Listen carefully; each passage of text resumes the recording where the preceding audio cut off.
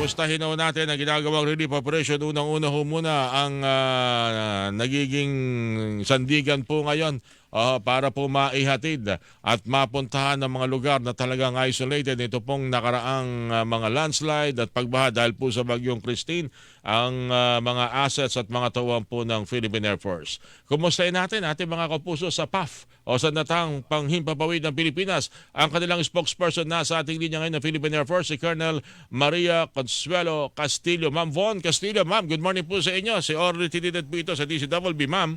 Good morning.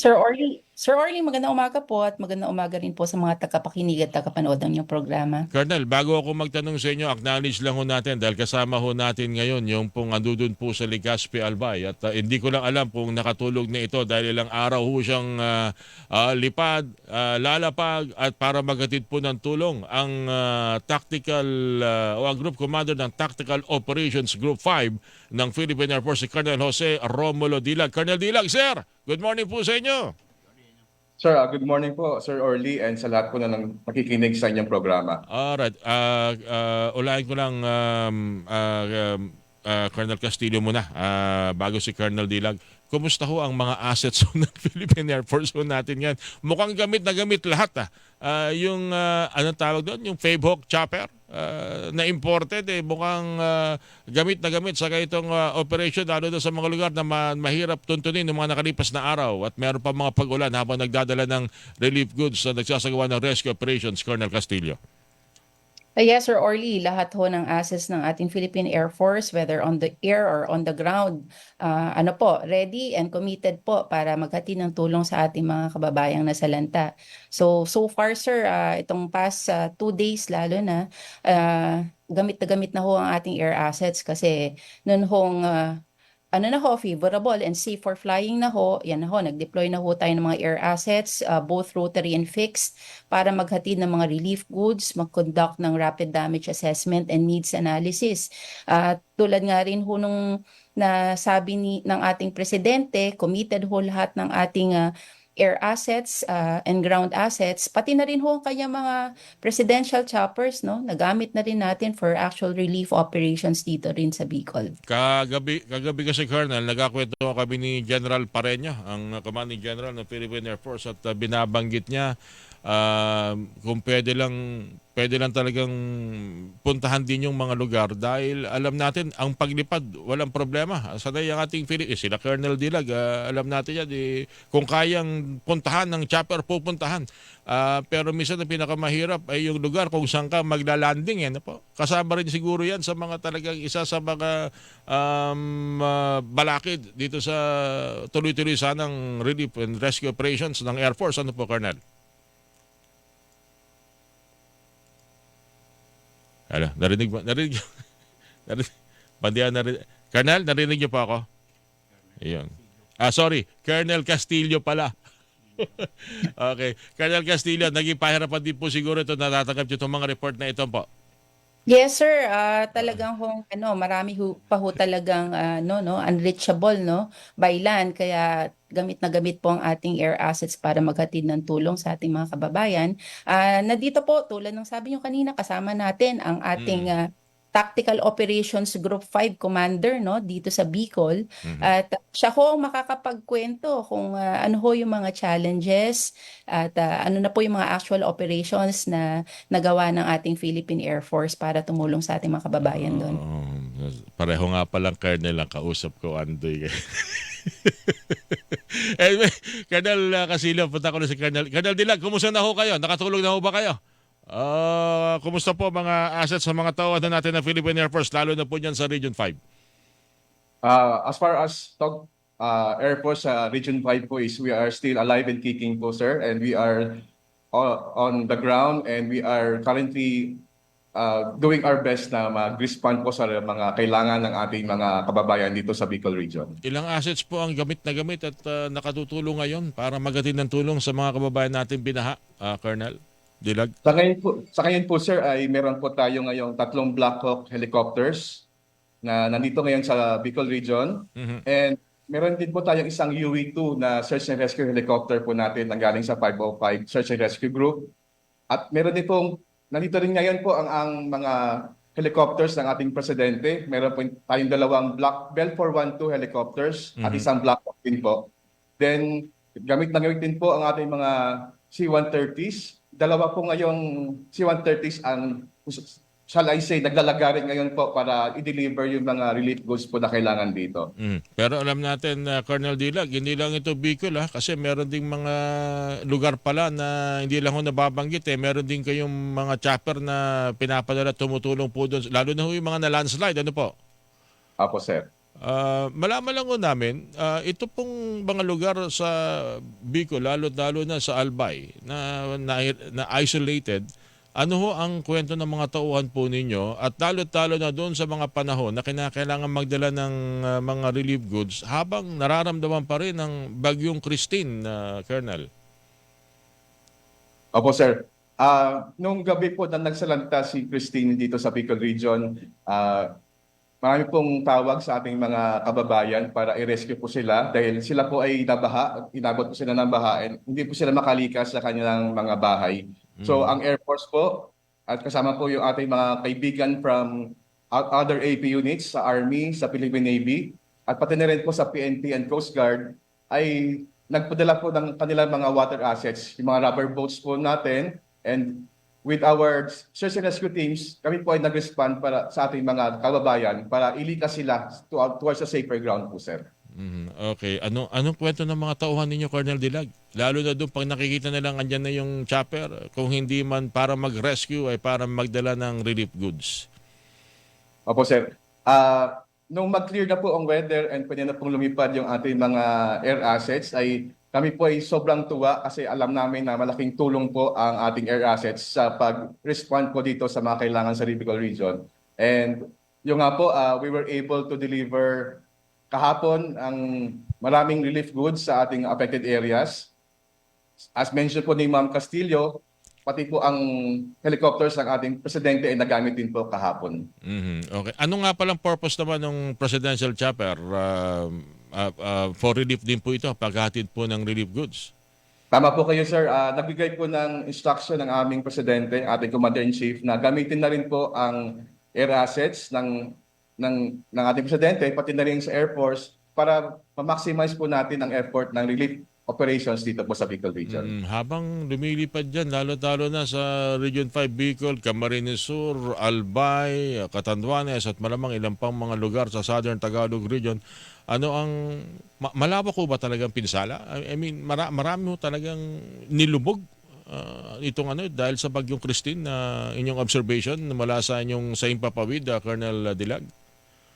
Sir, nung unang araw po na naging flyable po ang ating weather, ang ating po mga helicopters ay nag-take off po para mag-conduct ng rapid damage and needs assessment. Opo. Kasama po ng ating OCD-5 and ating AP units. And nakita po nila na talaga pong malaki ang baha na pinover po nito, especially po sa areas ng Camarines Sur and Naga area po, sir. Okay. Nung nagkaroon kayo ng assessment, I understand marami rin mga tawag ng rescue. Tama po ba 'yon? Dahil nung Huwebes hanggang nung Biyernes ng umaga, may mga naririnig tayo na trap pa rin sa bubungan. Mabuti na rin pong manggaling sa inyo, Colonel Dilag. Yung tinatawag na ganyan rescue, yung mga nasa rooftop, mga helicopter, mga chopper rescue. Ang pagkakaalam ko, hindi mahirap, ibig sabihin, hindi madali. Mahirap gawin yun, lalo na kung alam mo na yung istruktura na tatapatan ng iyong chopper, pwedeng mag-collapse at baka sa halip na makapagligtas ka ng tao, baka makapinsala ka pa. Tama ba yun, Colonel Dilag, sir? Tama po kayo, sir. Ang ating helicopters po ay, kasi po yung dahil sa parang downwash po ng rotors natin is makakakos po ito ng damage sa mga bahay na especially light materials na nasa ilalim po nito. So pag sinabing tama ba pag sinabing helicopter rescue, ibang uri ng chopper yan, hindi dito mga Black Hawk type o pwede rin tong Black Hawk type na to? Actually po ang ating mga helicopters po ay multi-purpose po sila. So pwede po silang gamitin both for search and rescue and other purposes po, sir. Kaya dito ngayon, since the need po sa Bicol Region is disaster response, kaya yung ating mga helicopters, be it Black Hawk or UV-2, ay pwede pong gamitin sa purpose po na ito, sir. Pero Colonel Castillo, ma'am, alam natin ng Air Force pag ganitong may mataas na baha o magkaroon ng landslide, ang laging tinatawag ay mga helicopter o mga chopper rescue. Ano ho bang dapat na isipin, dapat na i-consider para maraman ng ating mga taga-subaybay, taga-pakinig para sa oras na tumawag kami kay Colonel Castillo, meron pong mga natrap sa bubungan, baka po pwedeng padala po ang chopper ng Philippine Air Force. Ano ang dapat na i-consider po doon, Colonel? Yun nga po ang kailangan hong i-consider doon. Actually, pag na-deploy ng ating mga helicopters, tama yung sinabi ni Colonel Dilag, kailangan ho ng tamang assessment kung matibay po ba ang struktura kung saan Tatapat ang yung chopper. Opo. Kaya ho, kasama ho rin yan sa training talaga ng ating mga para rescuers, ng ating mga piloto at mga aircrew, pati mga para rescuers po from 505. Kasama yan sa training nila, yung assessment nila kung safe po ba na mag-rescue tayo via hoist from a helicopter. Kasi iniisip ko, ang parang malamang marami tayong mga kababayan na pag nasa ganung sitwasyon, iniisip nila yung mga pelikula na papanood nila. Magbababa ng lubid, tapos kukunin kunyari yung mga dapat i-rescue, tapos dadalhin sa chopper, tapos magkikita sila magkakamag-anak sa mga evacuation center, magyayakapan. Hindi ganito kadali, lalo na kung hindi sanay humawak sa lubid. Opo, in reality po, nangyayari naman yan. Marami na ho tayong cases na pero may gawa. nakaalalay, may Tama po, nakaalalay. sir, may nakaalalay at tama po dapat ang assessment kung ganun ba katibay kung sa ang struktura at yung roof kung saan magre-rescue ang ating choppers. Kaya ako natanong yan, Colonel, marami tayong mga kababayan kasi talagang yan ang gusto kagad, yan ang unang pumapasok sa isip eh. Pero kaya ako natanong yan, Colonel Dilag, dahil marami natatrap sa bubungan nung kasagsagan ng bagyong Christine, ini-expect nila darating ang chopper. Mabuti rin ang galing ho sa inyo, lalo na kung hindi magandang panahon, baka pag pumunta at i-resuscitate sila ng chopper, baka mas malaking pinsala. Kaya dapat pala talagang tinututukan na yan ng mga iba't ibang mga disaster management officer, para mas priority pa rin ay yung iligtas sila sa pamagitan ng mga bangka o kung kaya ng sasakyang panlupa, gawin yon sa halip na helicopter rescue, Colonel Dilag. Yes, sir. Tama po kayo, sir. We must always consider po yung safety ng ating mga kababayan sa baba, pati na rin po yung ating mga aircrew. Pero sir, just like to add na in case na hindi po talaga kaya na i-rescue po sila using our hoist po na mayroong capability ang Air Force, ang Air Force po using our helicopters ay makakatulong po na to assess yung paligid na yun, sir. Saan po ang possible Para malaman. Ayun, ng ating mga rescue boats. And we can relay this po sa ating mga troops on the ground or responders on the ground po, tulad ng sa amin sa Air Force na mayroong water assets, pati na rin po sa other units and agencies like sa Army and Navy, sa Coast Guard, and sa PNP po na nandun din po sa ground para mag-respond sa ating mga kababayan. Alright. Sir Orly, Yes, Colonel Castillo. if I may add, ito yung kahalagahan talaga ng marami tayong water assets. Kaya nga gusto rin naming ibalita ng ating C-130 ay naghatid ng more than 14 boats po, rubber boats and fiber boats. Ito lamang nakaraang na araw at ito po ay malaking tulong upang maghatid tayo ng mga pangangailangan ng ating mga kababayan dun sa mga areas na Sa Bicol region ito, Colonel Castillo, na po? Dinala? Yes, sir. Naghatid po tayo ng mga rubber boats doon. Okay, very good. Colonel Dilag, sa ngayon, ano na ho ang inyong natatanggap na mga ulat mula sa ground? Meron pa ho bang mga lugar na kinakailangang gamitin ng mga assets natin o bukas na at mabubuksan na at madadala na yung mga relief goods? At ano pa yung maaring maipagkaloob na tulong ng Philippine Air Force, lalo na ho dun sa mga maghatid po ng mga pangangailangan sa mga nasalanta ng bagyo?